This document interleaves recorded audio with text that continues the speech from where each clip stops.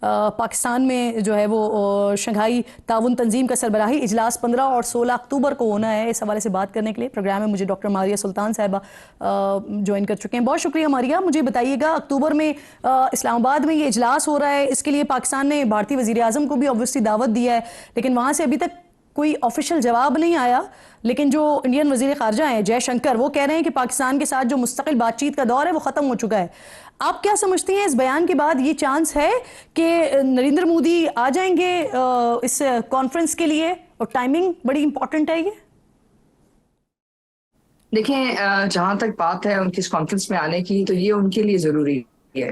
پاکستان کو اس بات سے کوئی فرق نہیں پڑتا کہ نریندر مودی صاحب آتے ہیں یا نہیں آتے ہیں, کیونکہ شنگھائی کوآپریشن آرگنائزیشن کے اندر اگر وہ سربراہی اجلاس میں نہیں شرکت کرتے ہیں تو اس کا مطلب یہ کہ اس تنظیم کے اندر ہندوستان کا جو اثر و رسوخ ہے اس کو ایک منفی طریقے سے نہ صرف پریزنٹ بھی کریں گے, لیکن آہستہ آہستہ جو ہے ان پہ کم, مطلب ایک طرح سے جو ایس سی او کا جو آپ ایک طرح سے کہہ سکتے ہیں دائمی کردار ہو سکتا ہے اس خطے کے اندر, وہ اس کے اوپر ایک بہت منفی اثر پڑے گا ہندوستان کی اس جو ہے اس قسم کی جواب دہی سے, اس قسم کی سٹانس سے.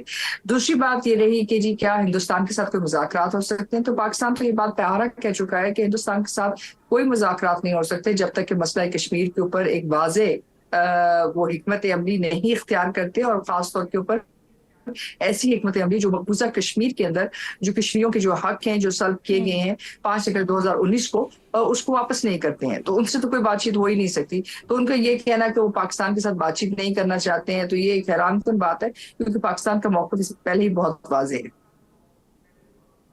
اچھا ماری صاحبہ, اگر ایس سی او میں شرکت کے لیے پرائم منسٹر آف انڈیا آ جاتے ہیں پاکستان, تو کیا سمجھتی ہیں آپ اس سے دونوں ملکوں کے درمیان نئے دور کا آغاز ہوگا, یا پھر کشمیر کی خصوصی حیثیت کی بحالی تک معاملات نارمل ہونا دونوں ملکوں کے درمیان یہ ممکن نہیں ہے؟ دیکھیں, میرے نہیں خیال سے کہ نئے دور کا آغاز ہوگا, کیونکہ دیکھیں نریندر مودی صاحب کا جو تمام تر بیانیہ رہا ہے بالخصوص الیکشن کے دوران وہ پاکستان مخالف رہا ہے.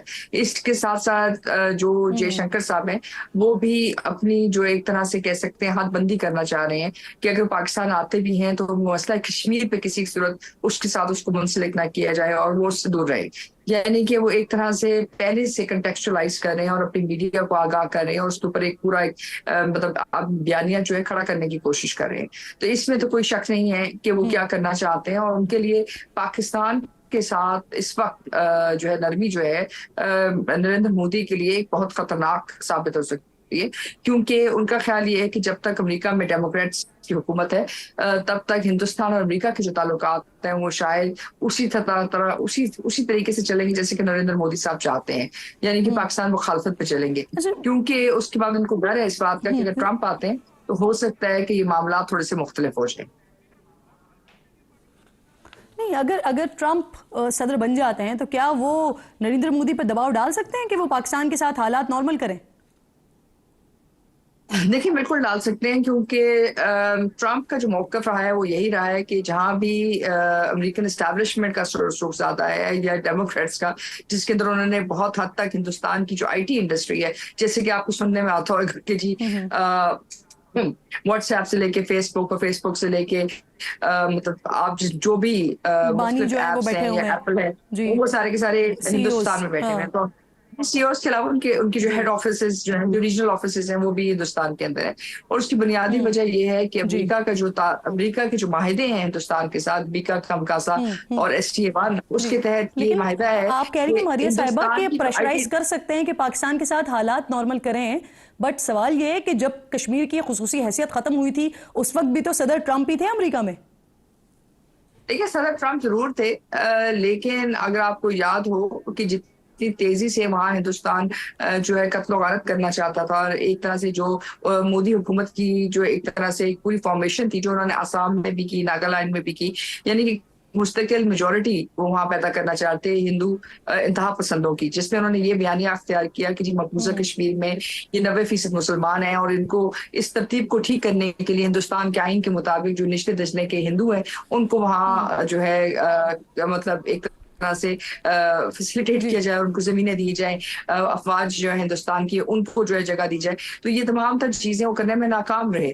क्योंकि उस वक्त जो इंटरनेशनल प्रेशर था, अगर आपको याद हो, यहाँ पाकिस्तान में बहुत लोग बाहर निकले कश्मीरियों के हक में बैन अवी सतह के ऊपर, तो वो उस तेजी से उसके ऊपर वो नहीं कर सके और फिर प्रेशर रहा कश्मीर के बिल्कुल मामले ठीक, बहुत बहुत शुक्रिया मारिया सुल्तान साहिबा। प्रोग्राम में आप साथ 2023 में वज़राए ख़ारजा का भी SCO का इजलास हुआ था इंडिया में, और वहाँ पर बिलावल साहब गए थे, खैर सगाली का मैसेज दिया था।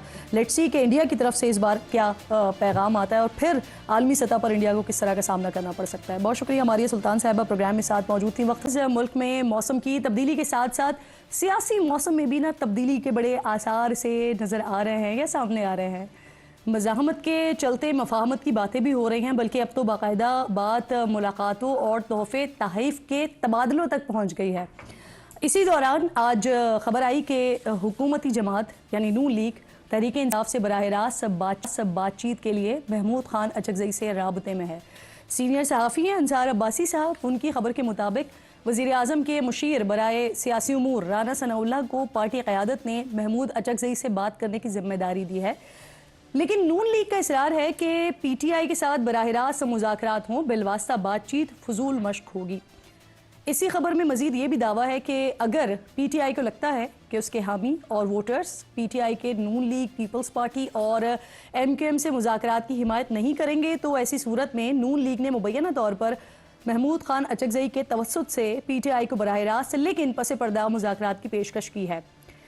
इसी हवाले से आज तहरीक तहफ़्फ़ुज़ आइन के सरबराह महमूद खान अचकज़ई ने सहाफ़ियों से गुफ्तगू की गैर रस्मी, और उसमें कन्फर्म किया कि राना सनाउल्लाह ने उनसे पार्लियामेंट में मुलाकात की है। महमूद खान अचकज़ई कह रहे हैं कि वज़ीर आज़म शहबाज शरीफ पार्लियामेंट में असद कैसर, उमर अयूब और बैरिस्टर गौर से भी मिले हैं। अगर PTI उन्हें जवाब देती तो मुज़ाकरात उसी वक्त शुरू हो जाते। अच्छा नाज़रीन, इसी हलचल के दौरान आज नून लीग का मुशावरती इजलास भी हुआ है। वहाँ से आने वाली बता रही हैं कि नून लीग ने मौलाना फजलुर रहमान, महमूद खान अचकज़ई समेत दीगर सियासी रहनुमाओं से बातचीत जारी रखने का फैसला किया है। इजलास से आने वाली खबरें हैरान कुन थीं कि नवाज शरीफ और मरियम नवाज मुज़ाकरात के ख़िलाफ़ भी हैं और ख़ुद ही मियाँ साहब ने मुज़ाकरात की इजाज़त भी दे दी। इजलास में ये फैसला हो गया है तो फिर वज़ीर दिफा ख्वाजा आसिफ और वफाकी वज़ीर बराए मनसूबाबंदी और नून लीग के मरकज़ी सेक्रेटरी जनरल एहसन इकबाल ने तहरीक इंसाफ से मुज़ाकरात के इम्कान को रद्द क्यों किया है? सुनिए ज़रा। अचकज़ई के साथ मुज़ाकरात के सिलसिला जो है शुरू करने जा रही है। मैं टीम का मेंबर नहीं। आप चाहते हैं कि मुज़ाकरात PTI के साथ होने चाहिए या नहीं होने? आप हक में नहीं हैं। इमरान खान साहब और उनका तर्ज सियासत, उसके साथ मुज़ाकरात उस वक्त तक नहीं हो सकते जब तक कि वो 9 मई के ऊपर कौम से और हमारे कौमी सलामती के इदारों से माफ़ी नहीं मांगते। कल वज़ीर आज़म शहबाज शरीफ साहब ने मौलाना फजलुर रहमान साहब से मुलाकात की, इसी तरह वो दीगर सियासी रहनुमाओं से भी मुलाकात करेंगे। अब कुछ तो है कि जिसकी पर्दादारी है, क्योंकि अचानक हुकूमत को क्यों मौलाना और खान दोनों ही अहम लगने लगे हैं। सदर और वज़ीर आज़म मौलाना के दर पर जाते हैं, हुकूमत में शमूलियत की दावत हैं, तहरीक इंसाफ से भी मुज़ाकरात को तैयार हो जाते हैं, यहाँ तक कि जलसा मनसूख करवाने के लिए भी हुकूमत तहरीक इंसाफ से रब्ता करती है और इसे जवाब भी फिर मज़बत ही मिलता है। अब इस सूरत हाल को देखकर मुझे गुज़िश्ता कुछ अरसे के दौरान हुकूमत, उनके इत्तेहादी और अपोजिशन के कुछ बयानात याद आ रहे हैं, जिनमें कहीं आइनी मेल्टडाउन, कहीं सर्द मौसम में हुकूमत के लिए गर्मी बढ़ने और कहीं से 6 महीने में हुकूमत जाने जैसी बातें आ रही थी सामने।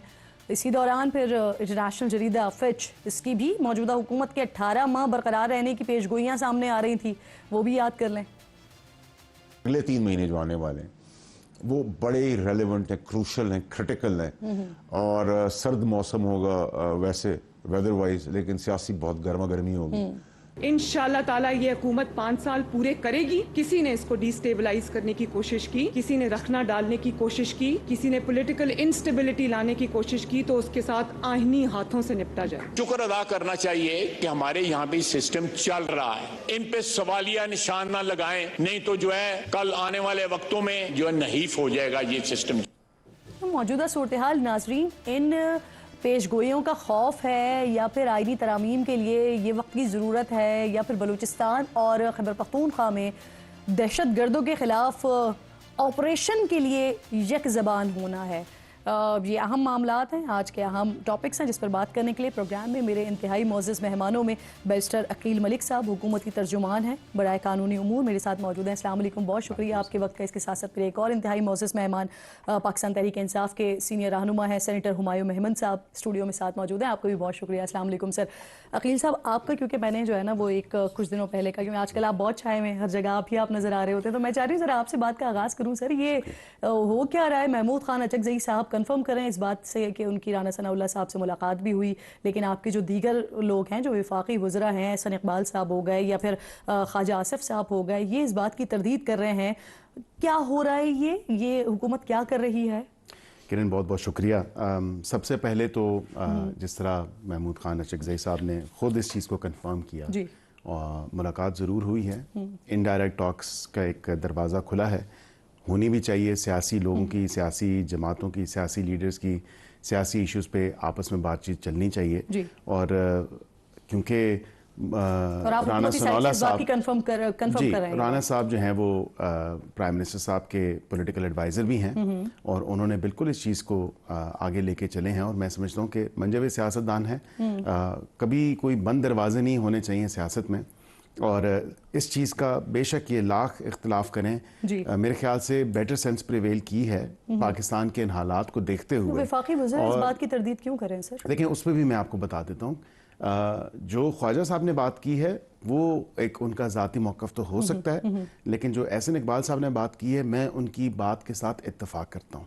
کیونکہ بانی پی ٹی آئی نے بھی یہی بات کی تھی کہ اگر میں معافی مانگ لوں تو اس میں کوئی ایسی قباحت نہیں ہے، اور میں معافی مانگنے کے لیے غالباً تیار بھی ہوں، یا معافی مانگ لیتا ہوں، یا ٹو سرٹن ایکسٹینٹ. اس ایگزیکٹ یہ الفاظ تو نہیں تھے، لیکن انہوں نے کہا تھا ویڈیوز دکھا دیں، ثابت کر دیں آپ تو میں معافی انہوں نے مانگ دیا لیتا تھا کہ وہ ہوں. معافی مانگ لیں گے.